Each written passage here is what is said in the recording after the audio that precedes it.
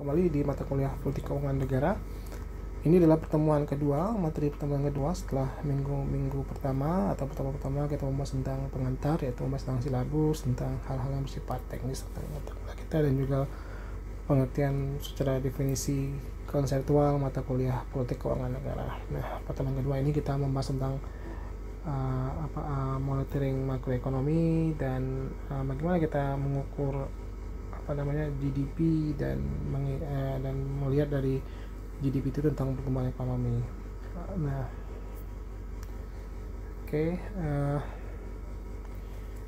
monitoring makroekonomi intinya itu ya. Apa itu GDP? Atau kita bahasa Indonesia adalah produk ya domestik ya, produk domestik bruto ya kalau diterjemahkan bahasa Indonesia, atau PDB. Untuk level daerah ada namanya regional ya. Lampung itu punya istilah untuk Lampung, untuk Bangka Belitung, kampung saya ya, itu namanya produk domestik regional bruto. Atau kalau bahasa Indonesia gross domestic product, itu is the market value, nilai-nilai pasar, the final good, nilai-nilai sebuah nilai pasar tentang produk final yang menjadi final yang diproduksi. Nah, ini produksi ya dalam sebuah negara in given time of period ya. Jadi ini adalah market value. Jadi berapa keseluruhan dari barang dan jasa yang diproduksi oleh suatu negara dalam suatu waktu ya. Ada dua pendekatan menghitungnya, yaitu pendekatan expenditure dan income. Nah, kenapa sih ini equal ya, sama aja ya, karena setiap kita mengeluarkan sesuatu maka itulah income pada kelompok yang lain. Makanya expenditure dan income itu selalu berhubungan ya. Kita dapat income ya dari pengeluaran orang lain ya. Nah, ini adalah disebut dengan istilah the circular flow ya. Circular flow ini adalah bagaimana aktivitas ekonomi ya, dari pasar barang-barang ya, ada dunia internasional mempengaruhi, ada pemerintah juga mempengaruhi, ada household ya, rumah tangga, ada faktor markets ya, faktor produksi ya, ada firm, pabrik ya. Nah, cara menghitung GDP itu atau disebut dengan income, yaitu income ya. Ya, itu adalah dengan cara yaitu sebelum konsumsi ya, atau income atau GDP ya, konsumsi ditambah dengan investasi ya, investasi ya, investasi itu ini ya, bisa jadi dari sini ke sini ya, ditambah apa lagi, ditambah government expenditure G ya, tambah G ya, tambah ya ini X minus import, X to export, M to import ya. Nah, gitulah rumusnya. Lalu siapa yang ngitung ya, sebagai mahasiswa di jurusan pemerintahan atau yang nanti mengambil kebijakan ya, kalian hanya mengambil data mentahnya saja berapa GDP-nya. Yang menghitung biasanya itu BPS atau lembaga internasional seperti IMF atau World Bank. Mereka punya proyeksi dan menghitung GDP dan GDP per kapita ya, setiap orang, setiap negara maksudnya. GDP itu adalah ini ya, tapi kalau di GDP itu adalah ibarat kue ya, ibarat kue besar ya, kue ya. Nah, ketika dibagi-bagi per penduduk ya, misalnya penduduk kita 250 juta, namanya adalah per kapita ya. Itu yang bagaimana sebuah kue besar itu dibagi dengan jumlah penduduk yang ada ya. Berapa kira-kira income-nya atau berapa pengeluarannya dalam waktu, misalnya dalam waktu setahun ya. Ini rumusnya tadi ya, income atau GDP ya sama dengan C konsumsi masyarakat ya selama suatu negara dalam waktu tertentu. Ada investasi, termasuk investasi asing ya, tambah pengeluaran pemerintah atau belanja pemerintah ya. Lalu ada ekspor minus impor. Nah, kita ini bermasalah di sini nih sekarang, ada masalah transaksi neraca berjalan ya, ini juga mempengaruhi ya. Makanya jangan sering banyak belanja online dari Cina ya. Ini yang menyebabkan ekonomi kita jadi kurang juga GDP kita karena kebanyakan impornya ketimbang ekspornya ya. Ini bisa GDP ya. Nah ini kalau kita lihat bagaimana naik turunnya annual GDP growth ya, pertumbuhan ekonomi ya. Jadi pertumbuhan ekonomi itu lah membandingkan dua periode ya. Misalnya 2017 dibandingkan 2016, berapa persen pertumbuhannya, ada kenaikan atau penurunan ya. Nah, rata-rata pertumbuhan ekonomi kita tuh 5%, lalu sempat 4% pada mulai ini ya. Naik lagi pada zaman SBY ya, stabil. Zaman SBY itu ekonomi kita relatif lebih stabil ya. Nah, ada 5% Maret ya per bulan ya. Lalu ada krisis global tahun 2008, ekonomi kita mengalami penurunan kembali nih ya, mengalami resesi kalau istilahnya itu ya. Nah, lalu ketika periode kedua SBY naik lagi ya. Ada penjelasan kenapa sih menyebabkan ekonomi kita naik growth di atas ekonomi di atas ekonomi dunia, bahkan kita masuk negara G20 ya, dan ekonominya amazing ya. Pertama karena kenaikan banyak negara yang membutuhkan produk kita, yaitu pertama adalah batu bara, gas, dan palm oil atau kelapa sawit. Nah, di zaman ini adalah ekonomi kita booming ya. Makanya zaman SBY pertumbuhan ekonomi kita bisa di atas 7% ya, karena terjadi booming batu bara, gas, dan palm oil ya. Di zaman Jokowi sayangnya tidak ya, makanya pertumbuhan ekonomi Jokowi itu di bawah angka 6% ya, 5-4 ya, mungkin nanti bisa jadi 3% ya. Karena selain itu juga apa sih penyebabnya pertumbuhan ekonomi kita tinggi? Karena konsumsinya juga tinggi. Nah ini juga yang jadi kenapa ekonomi kita tetap tumbuh, itu karena konsumsi kita yang luar juga besar. Konsumsi itu berhubungan dengan jumlah penduduk ya. Oke, next.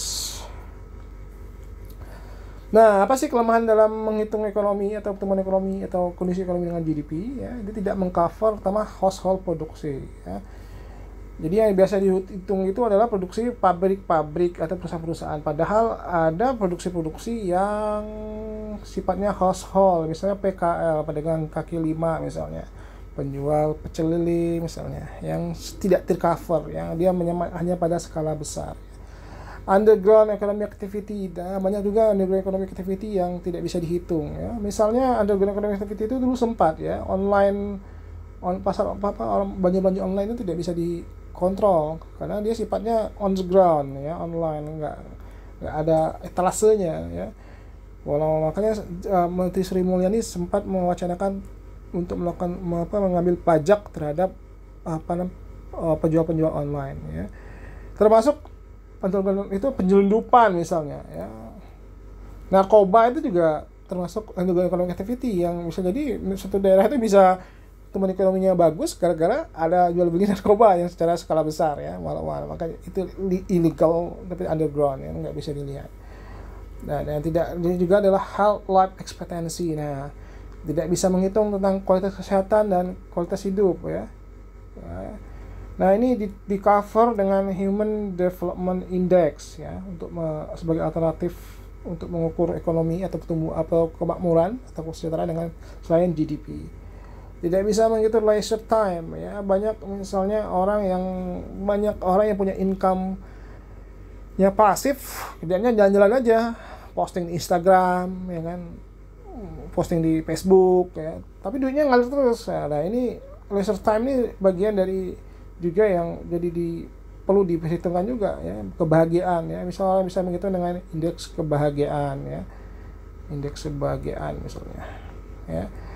Environmental quality, nah seringkali bahwa yang dilihat itu tidak mengcover cost atau biaya yang disebabkan oleh kegiatan ekonomi, seperti kerusakan lingkungan ya. Hanya menghitung misalnya Bangka Belitung itu hanya dilihat dari aspek pertumbuhan ekonominya tinggi, tapi nggak melihat bagaimana cost kerusakan lingkungan akibat dari pertambangan timah ya, tidak dihitung costnya itu, padahal itu merugikan luar biasa ya. Atau di Lampung misalnya pertambangan pasir misalnya yang merugikan masyarakat ya, yang meruntuhkan bukit-bukit itu ya, diambil pasirnya. Nah, yang berikutnya adalah political freedom dan social justice. Nah, makanya ini di banyak negara yang secara ekonomi maju tapi secara demokratis negara secara demokratis tidak bagus ya. Misalnya China atau Vietnam ya. Makanya ada indeks yang berikutnya, indeks demokrasi ya. Atau freedom index ya, Freedom House yang dilakukan mengukur tentang kualitas demokrasi ya. Jadi bagi orang Cina nggak penting demokrasi, yang penting sejahtera ya. Alternatifnya lagi ini indeks untuk ketimpangan ya, ini untuk mengukur ketimpangan ya. Ada Human Development Index tadi yang kesehatan dan pendidikan, GDP per kapita, ini bagaimana GDP yang besar itu ya, GDP besar itu dibagi per jumlah penduduk. Misalnya kita ada GDP dibagi berapa, kita 250 juta ya. Atau GDP berdasarkan purchasing power karena kenapa pakai PPP, karena purchasing power setiap negara itu berbeda, tidak bisa disamakan ya, GDP. Oke. Nah, Indonesia sekarang masuk 10 besar ekonomi dunia. Wis, keren ya, diproyeksikan ya tahun 2004. Nah, ini adalah bagaimana ranking GDP kita ya. Indonesia dari nomor 16 ya, kita lihat ya. Sekarang pada tahun 2050 Indonesia diprediksi nomor 8 dunia ya. Nah, ini Indonesia ya, wow, keren ya. 2009 kita nomor 16, kita tergabung dalam negara G20 ya, yang kemarin baru saja rapat ya. Dan pada tahun 2050 Indonesia diprediksi menjadi negara yang menduduki ranking 8 dunia ya. Luar biasa ya, berdasarkan purchasing power 40 ya. Economic growth-nya ini ya, kita lihat ya, paling tinggi Vietnam diprediksi ya. Oke. Indonesia juga tinggi, diprediksi nomor 5,8%. Oke. Nah, ini adalah kondisi GDP kita per tahun ya. Kita sempat pertumbuhan ekonomi kita minus ya. Pada tahun berapa? 98 ya. Sekarang pertumbuhan ekonomi kita rata-rata di atas 5% ya. Hebat ya. Nah, itu cara menghitung pertumbuhan ekonomi ya. Kita nggak usah tahu gimana caranya, itu kerjaannya orang statistik, tapi intinya PDB T itu time kurang 1, setahun berikutnya PDB time 1 ya. Ini rumus matematika sederhana ya, melihat bagaimana pertumbuhan ekonomi dikali 100%, jadi tahu berapa persennya, bisa 6, bisa 7 ya. Misalnya ini 2020, ini 2019 ya, dikali PDB tahun 2019 ya, lalu dikali 100% ya, itu. Nah, ini economic growth kita ya, kita lihat bahwa kita mengalami net export surplus ya pada tahun 2012 ya, minus 9,3 ya. Yang paling besar adalah pada mana? Pada investment dan private consumption ini, termasuk government consumption ya. Jadi total 6,4%. Yang paling banyak menyumbang adalah sektor investasi. Makanya investasi itu penting untuk pertumbuhan ekonomi ya. Semuanya positif kecuali sini ya. Sekarang semakin parah nih ya. Oke. Nah, ini commodity boom kita, coal and palm oil ya. Jadi yang paling banyak itu yang membuat ekonomi kita tumbuh itu ya ini nih ya, permintaan terhadap kelapa sawit dan batu bara ya.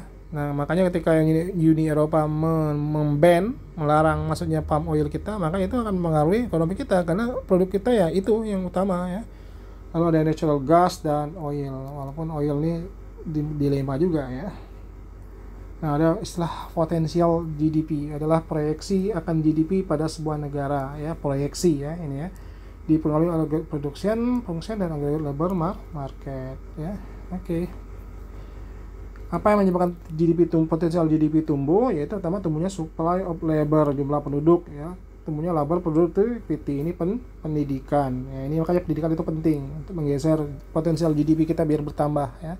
Juga supply, ini jumlah ya, ini pada masalah jumlah, ini pada masalah productivity atau kualitas ya.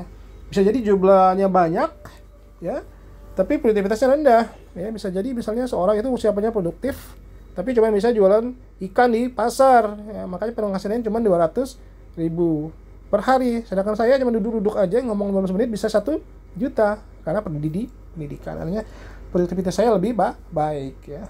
Oke. Nah, ini adalah bagaimana labor dan real GDP itu berhubungan ya. Ketika ada kenaikan pada capital dan kemajuan teknologi ya, maka kemampuan labor juga naik, kurvanya jadi seperti ini ya. Makanya pendidikan itu penting, maka dia akan menambah parsial GDP kita ya, seperti ini ya, yaitu dipacu oleh capital dan teknologi ya, meningkatkan labor productivity ya. Oke, sebegitulah kuliah kita ya.